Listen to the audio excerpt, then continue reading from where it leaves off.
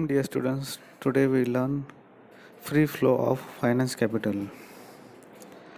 Some of the important changes that have occurred in the area of economic issues are as follow. First one is free flow of finance capital. Investment is an important aspect of the economic system. Industries need finance. Investment help to build industries as they provide finance. Investments are done by both the government and the private sector. Today, you may have read about how Indian companies are investing in foreign countries. Private companies like Tata's, Reliance, etc. have invested in various industries in America, Europe, Africa, and other places.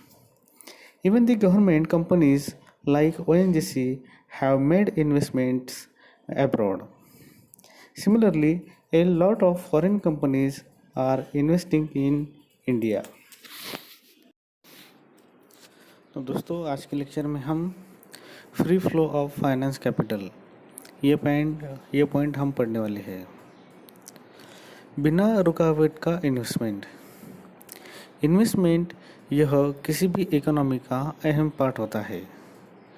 कोई भी मुल्क जब अपनी economy को grow करना चाहता है या अपनी इकोनॉमी को मजबूत करना चाहता है तो उसके लिए बिना किसी रुकावट का इन्वेस्टमेंट आना बहुत ज़रूरी माना जाता है। कोई भी कंपनी अगर खड़ी करनी है तो उसे पैसों की बहुत ज़रूरत होती है। इन्वेस्टमेंट के ज़रिए अलग अलग इंडस्ट्रीज़ का निर्माण किया जा सकता है या हो सकता है। इन्वेस्टमेंट यह सिर्फ सरकारी लेवल पर ही नहीं बल्कि प्राइवेट सेक्टर में भी की जाती है। टाटा और रिलायंस जैसी प्राइवेट कंपनियों ने सिर्फ हिंदुस्तान में नहीं बल्कि हिंदुस्तान के बाहर अमेरिका, यूरोप, अफ्रीका इन जैसे मुल्कों में इन्वेस्टमेंट कर रहे हैं। हमारे देश की सरकारी कंपनी ओएनजीसी जैसी सरकारी कंपनी दूसरे मुल्क में भी इन्वेस्टमेंट कर रही है। इसके साथ ही हमारे देश की प्राइवेट कंपनियां जिस तरह से बाहर इन्वेस्ट कर रही है तो ठीक उसी प्रकार से कई फॉरेन कंपनीज हमारे देश में इन्वेस्ट कर रही है। यह इन्वेस्टमेंट इंफ्रास्ट्रक्चर और कंज्यूमर सेक्टर में भी कर रहे हैं। विदेशी कंपनियों ने हिंदुस्तान में एयरपोर्ट, न्यूक्लियर प्रोजेक्ट इसमें इन्वेस्टमेंट किया हुआ दिखाई देता है। साथ ही मैकडोनाल्ड, बर्गर किंग, पिज़्ज़ा हट, केएफसी जैसी कंपनियां ग्राहकों के लिए इन्वेस्टमेंट करती हुई नज़र आ रही है।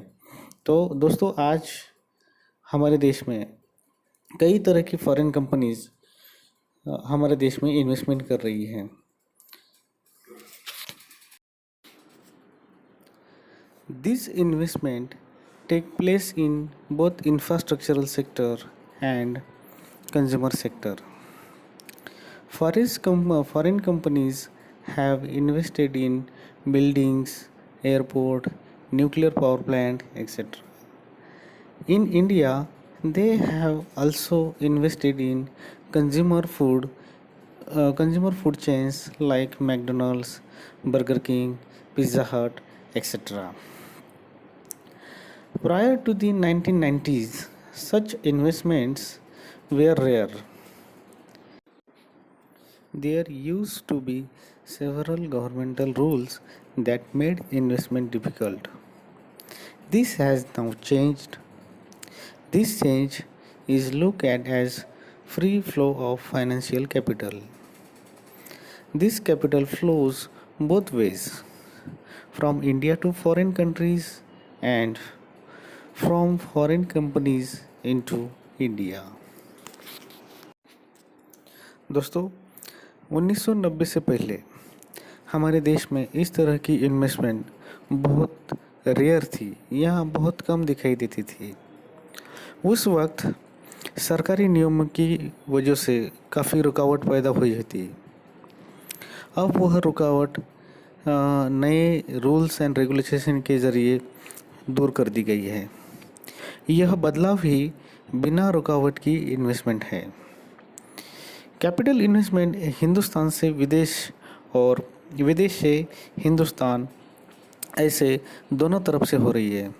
तो दोस्तों, ध्यान में रखने वाली बातें ये है यहाँ पर इस पॉइंट में कि 1990 से पहले जो हमारे देश के हालात थे, जहाँ हमारी जो सिस्टम बनी हुई थी, तो उस सिस्टम की वजह से हमारे देश में जो इन्वेस्टमेंट आ रहा था वो बहुत कम था। कम मतलब ना के बराबर थी जो इन्वेस्टमेंट। लेकिन 1991 के बाद जो हालात हमारे देश में बदले, उस वजह से अब बिना रुकावट के हमारे देश में इन्वेस्टमेंट आ रही है।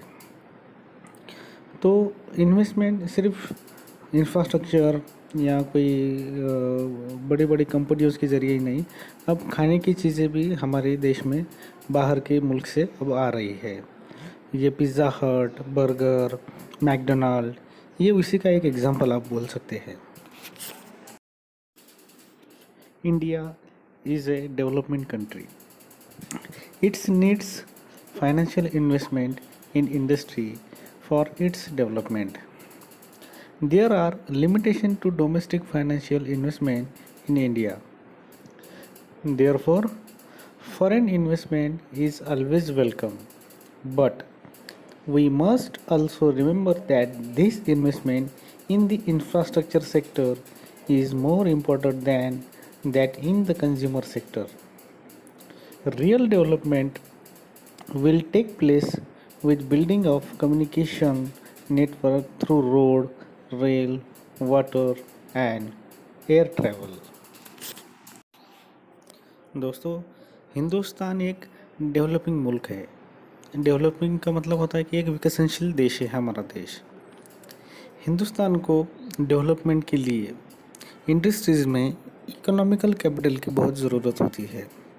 कोई भी देश इंडस्ट्रीज़ के ज़रिए अगर मजबूत बनना चाहता है तो उसे इकोनॉमिकल कैपिटल की बहुत ज़रूरत होती है।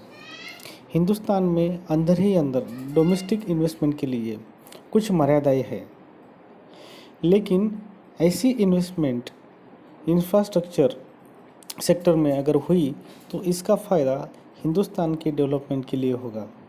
यानी जितना भी इन्वेस्टमेंट हमारे देश में जितनी भी इन्वेस्टमेंट आएगी, अगर वो इंफ्रास्ट्रक्चर के ज़रिए या हमारे इंफ्रास्ट्रक्चर में अगर इसका इन्वेस्टमेंट हुआ तो हमारे देश के लिए काफ़ी मददगार और हमारे देश के विकास के लिए काफ़ी महत्वपूर्ण होगा। तो दोस्तों, आज के इस वीडियो के लेक्चर के माध्यम से हमने हमारे देश के लिए जो फ्लो आ रहा था, फाइनेंशियल कैपिटल फ्लो, जो बहुत ज़रूरी होता है हमारे देश के विकास के लिए, हमारी इकोनॉमी को मजबूत करने के लिए, ये पॉइंट हमने आज कवर किया है।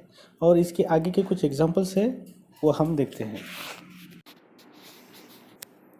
तो दोस्तों, कुछ एग्जांपल्स आपको इस इमेज में दिखाई देंगे जो हिंदुस्तान की कंपनियों ने बाहर इन्वेस्टमेंट किया है। फर्स्ट इमेज में आपको दिखाई दे रहा होगा Tata Jaguar land rover in UK. United kingdom में हमारे टाटा कंपनी ने जगुआर नाम की कंपनी क्या करी है, टेक ओवर की है।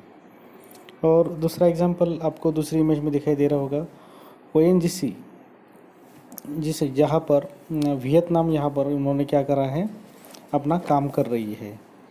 ये हमारी सबसे बड़ी इन्वेस्टमेंट है हमारी कंपनियों की। प्रीवियस पॉइंट में हमने जो अभी पढ़ा था कि हमारे इंडियन कंपनी बाहर इन्वेस्ट कर रही है, तो ठीक ये इमेजेस से आपको और ये पिक्चर देखने के बाद आपको समझ में आएगा कि हमारा इन्वेस्टमेंट बाहरी मुल्क में किस तरह से हो रहा है। टाटा कंपनी ने जो जगुआर नाम की जो बड़ी कंपनी है उसको टेक ओवर करके, और हमारी ONGC कंपनी वियतनाम जैसे मुल्क में क्या कर रही है, हमारा इन्वेस्टमेंट के ज़रिए अपना बिजनेस को आगे बढ़ा रही है। तो ये हमारे एग्जांपल्स हो गए कि जो हमारी इंडियन इन्वेस्टमेंट जो बाहरी मुल्क में किस तरह से है। तो ये इमेजेस देखकर आपको क्या हो जाएगा, समझ में आ जाएगा। नेक्स्ट एग्जांपल है हमारा example of foreign investment in India. विदेश कंपनियां भारत में किस तरह से अपनी इन्वेस्टमेंट कर रही है, उसका एक एग्जांपल है माइक्रोसॉफ्ट इन इंडिया। ये जो आपकी फर्स्ट इमेज आपको दिखाई दे रही है, यहाँ पर माइक्रोसॉफ्ट जो वर्ल्ड वाइड कंपनी है, जो हमारे देश में किस तरह से इन्वेस्टमेंट कर रही है, ये आपको इमेज देखकर समझ में आएगा। और दूसरी इमेज में अगर आप देखेंगे गौर से, तो नेस्ले कंपनी भी हमारे देश में क्या कर रही है, इन्वेस्टमेंट कर रही है। और इन्वेस्टमेंट करने के बाद जो नेस्ले के प्रोडक्ट है अलग अलग तरीके की, फॉर एग्जांपल मैगी वगैरह, मैगी है, नेस्ले के जितने भी ब्रांड्स आते हैं, बच्चों के, छोटे छोटे बच्चों की फीडिंग बॉटल्स, उसके फीडिंग पाउडर, मिल्क पाउडर, उसके बाद जो सेरेलैक, ये सारे जो प्रोडक्ट है आप देख सकते हैं कि सेरेलैक भी नेस्ले कंपनी का ब्रांड है।